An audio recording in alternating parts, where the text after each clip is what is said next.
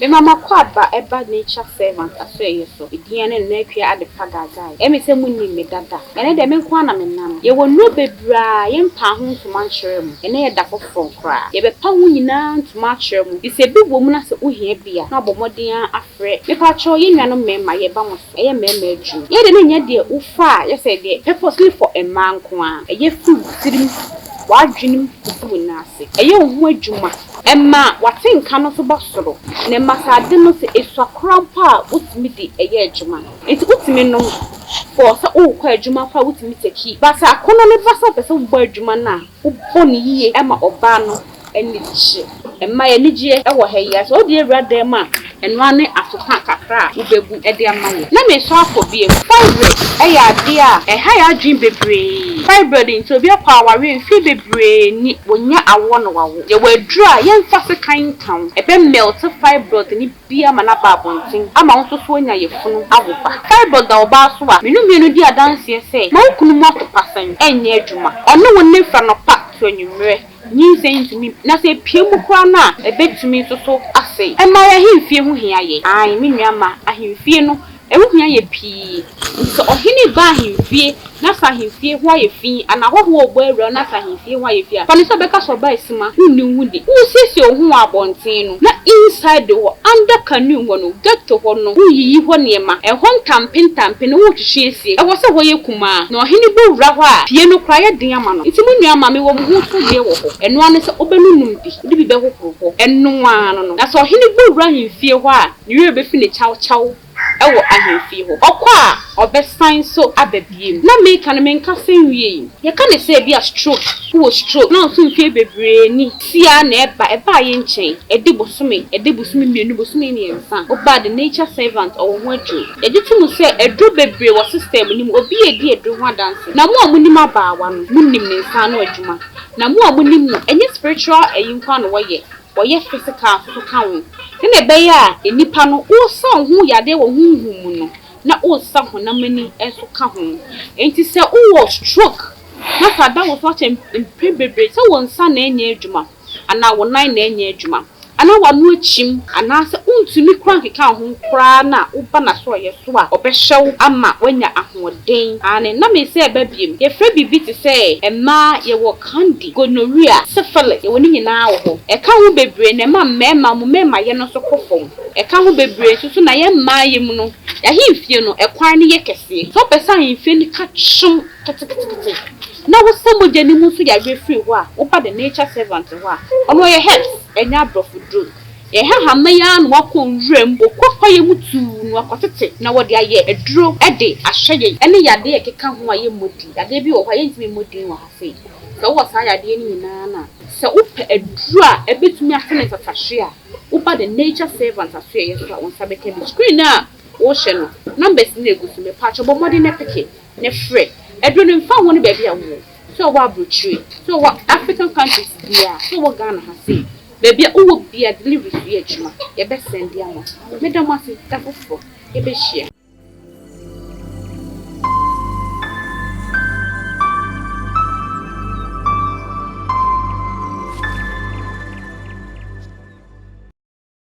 ebusia masat nasi biom ni mo bia akwa ba o subscribe am sra mo ya ka subscribe o be chama onua nya bia hwe na so matnase mi din e de pakwesi ahanom ye ka sunsun asem se na first time I wo hwe ya ejwedi a yedi wo hano no ye nka bibia anything about spiritual there platform is now obenya no ntini me so enfo wode no sema onua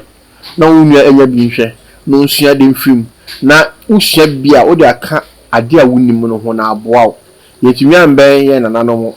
ama omankyere because of osumbi nti omewuko ama ye bre ende platform mo say ye ba beda ne di a kyere be kyerɛw awon hu enyama onyame abo a etwa ye ho hia wo de ya ade aboa wo nti me so enfo wede no why nya abotre me ma echia ye na de obia no me de asomo ma ma wakwaba ye cha ma se ho ye nyame adom ya se hia ye bi tin ko se ye ba efi kese mu se dia na ye adisua be boy ya brabo sa engineer ba nti ma wo de chi omo na de obia no medase For mechia your channel subscribers nina. Mo share your videos. Nyame nhyia mo pa. And afi your sponsors. And mo donate my kunafo nyanka na mobrowa. Nature Servants platform so fo nyina mechia mo. Yenwe mfi muda abreni adon nyina no. Ya kai mo paibom. Nti afi no first time wo ho your videos here. Mesro ntwam empentem ntwam na ha ya kwankyere krogen honhom masem yenyame ahoɔden ne tumi a ɔde fa na bɔfo ne na honhom paso ka kyerɛ me na mede ba menkan ngoma nti de metoto ɔmo a mode book kyerɛkyerɛade ho a enye yie nti twɛn na ebia na de ye beye ɛso bɛba wo mfaso meda ase ma maka nina almost say that I was on until say unya botre so a obehu say ebeboa ene asi unya botre pa entertainment so a na kuma nti ne sra mo mesan ka mo o be say o ware o ye wedding engagement outdoor birthday party bia about celebration bia no o frɛ ye channel we contacts na egu so na baby a wo bia no na be twa ma Ghana had the baby or free be beba abochimfo friend po a ye beba nti no mesrel shema unua na unua so nya efa so bi ma papa ni bedin ko ya kire nyama bebre e wo sa platform we so ba we no ya dey kire ade da na me say ye a topic on its own because me say comment will be ebe true say baby a o kan no ho no so eto ne de ama ko kwa ebisa no onipa no true say omo per location but onipa na an reply enya afi de ba be advert amobi no de ehia me say weni abre a o be hwehwe baby a ye ton okay ma be say o che ade ma Florida water ma ehho asem etisen ena eden biom aside out che na eden biom na ye betumi di aya ebe boayen okay Madase. Mo bia mebusa se eton bi wo ba bia na se eton bi wo he. Ye di kan ye bibi kakra bi afa ho. Nti ye besan ba kire. Ahwe se bi ye benya 10 minutes bi a. Florida water ye duham. Twe abofopa ahohompa de breye. Obi a oton wade otimi de Florida water egu ni nsuo mu dware. Otimi de bi ko gugugugu. Na boboa no baby opet oton wade otimi de bi pete ho anaso mo be ho e de bi mo be ho ma ne yeye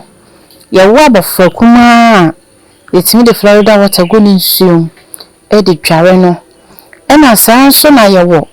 yare bi ye hunhum yare etena ye funu ye de Florida water so mo a ye de anka twade ye som ne ye chin akokọ mesan nsuo de asom ne ye de gu Florida water nim ya de frani nyina na nipa na no mo a se yare ye huhum yare na dan ye mu a obefe akokọ mesani su ama wo hu se ye huhum yare na dan ye mu enye hospital yare pacho ba obi bisa se akokọ mesan ye de bezel aha Florida water eye colon eye edi peja edi so ye highly flammable baby I di begu no peja so wa wo se ede me kai se me bi me fire rituals no be say Florida water anya Florida water na me de ye me rituals me for Florida water anya me fire rituals na ye pese ye correct nipa me value Florida water in a different way enti Florida water dia eye obi wa wadon no baye wa ye fuo ohun eye atosode se owaduro bi de gusu a ama papa okwa fuo mu no ompe ensuo no fa Florida water nso omfa mpeti afuo ni so nyina ene boni bi ntimi nhwe ne no baye ne nse ne da unse no baye bi ti se tomatoes entrowa enkruma mako ene saade no start se eso na enyini na eba edu bebi ebeti ya na ani ene fuye ifo na nsa na emo abeti eguso na aseye fuo no the Florida water ti efudie so ho na de edi kan a ano oden kese pa eye hunta sama eye ni pentimenka ye send dware wufuo ewufo ne patro han enti na yade ejare o say aduhwam okay aduhwam nti obi wu a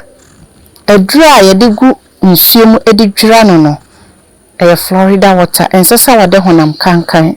ekọ esiye nti yade Florida water edware no ma na yeye ma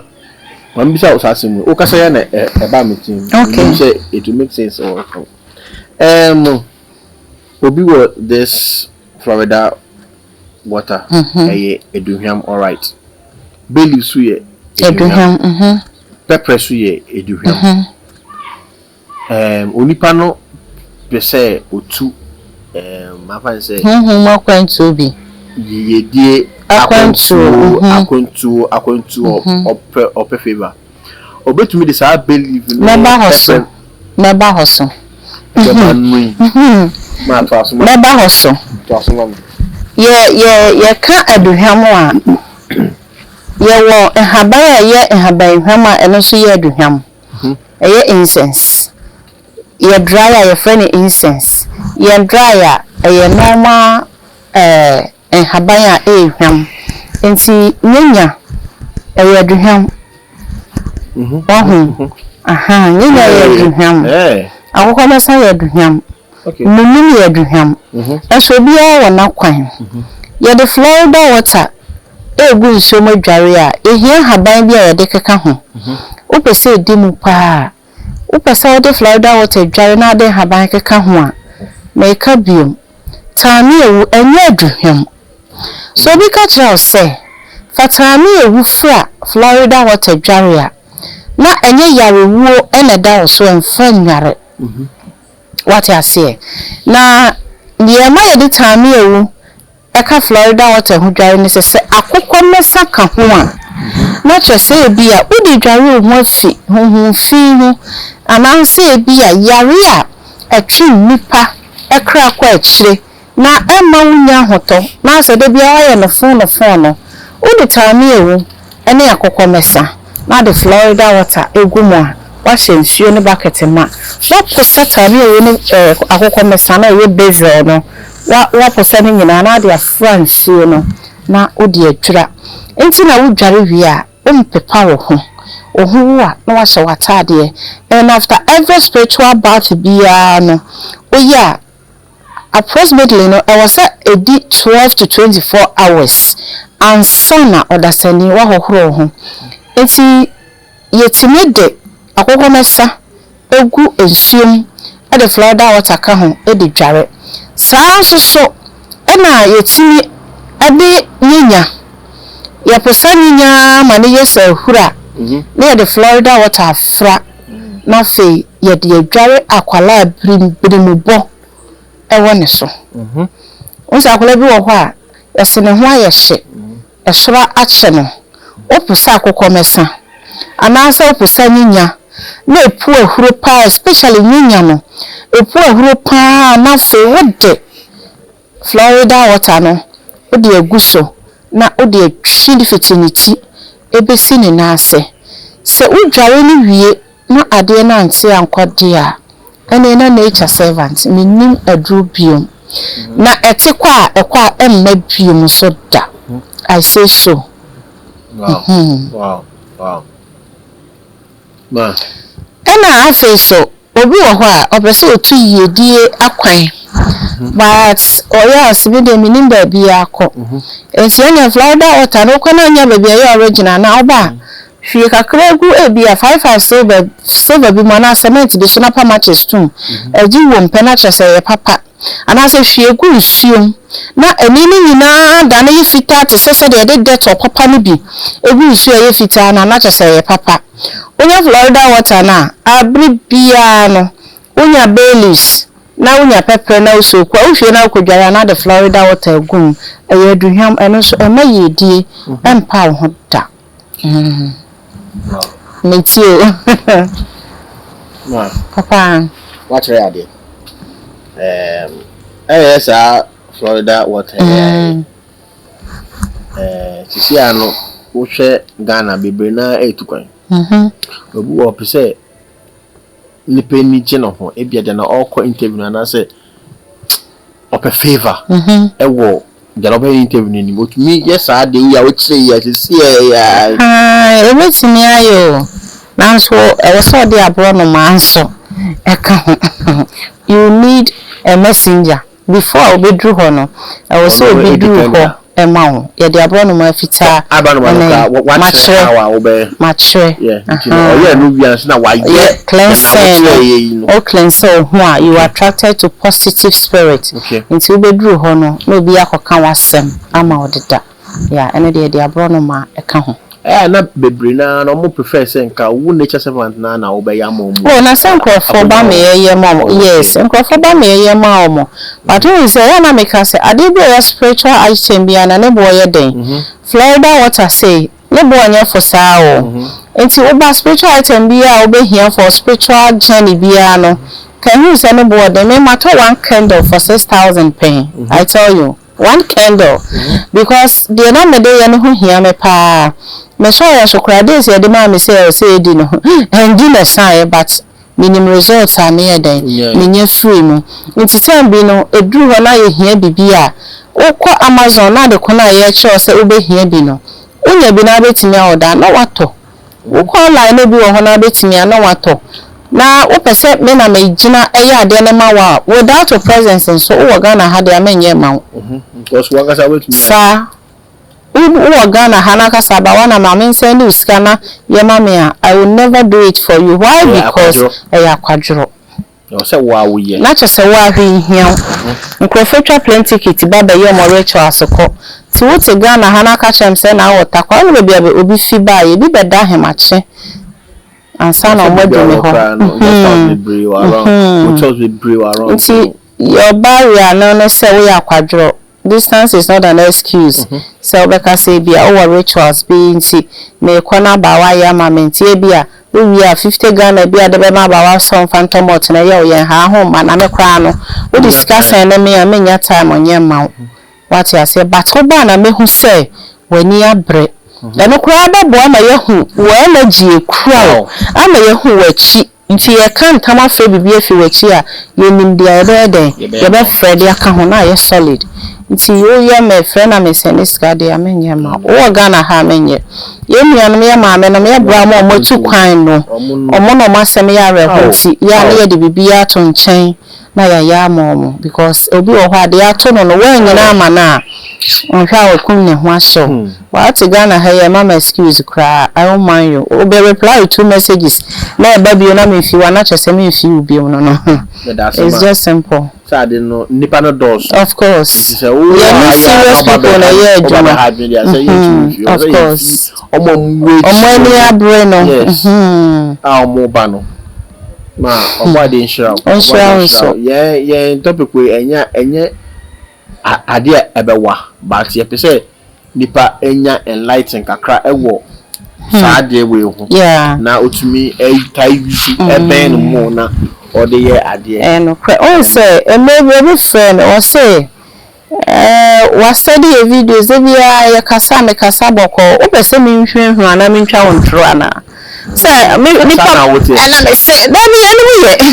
ona no kra ka no ye hia yi bia ni papa no easy to speak what you say atro le hia ye kwatwe bibia bata ho ama na ye fe Florida water is one of the powerful colons will be a year and it's the cheapest men can say because a big error showcases so I say umere no crown po na anajo da na so da pone na ope bibi hwie bigum soja de ni dwane free with them Florida water so da ye bone na say o suspect spirit bi aba ho ezo so mo ne acho mo ne ahohobone bi ahohobone ne da wani tinya me wado no wani timete anajo na unya bo kitwa bi aye te say silver bo kitwa bi a uhwie kakra gum na pagya som say king enko sisa de na ba hia wi o de bon paya wi ade na ayira firi o ma bio so to talk to perfumes akase designer perfumes don't forget to add Florida water to it and for one brand no look for the original one maybe be an original ones na ye eye papa eye papa Filico shop papa na menim no but ebi a metobia no omo koto free ni ho na breme eno na apese me ka amaka me da ase ma me da ase say also go free apapem na wa kire nti mesrew pe ekira kwan na kope bito because ohonom na ono onim say papa ongo ka do for na ngo ka say ma me koto e na anye ye bibi ono to no na waka kire but on to me in fact direction into because anya advert na oya man but waka to ho no to no nti mesrew ope bi di ato na mo na ko na koto bi Madam Ase, yende yankomo no etiti ha na bedemu ebesi. Eda foforo ebese hia wa ha ni asan edi nkomo. Sa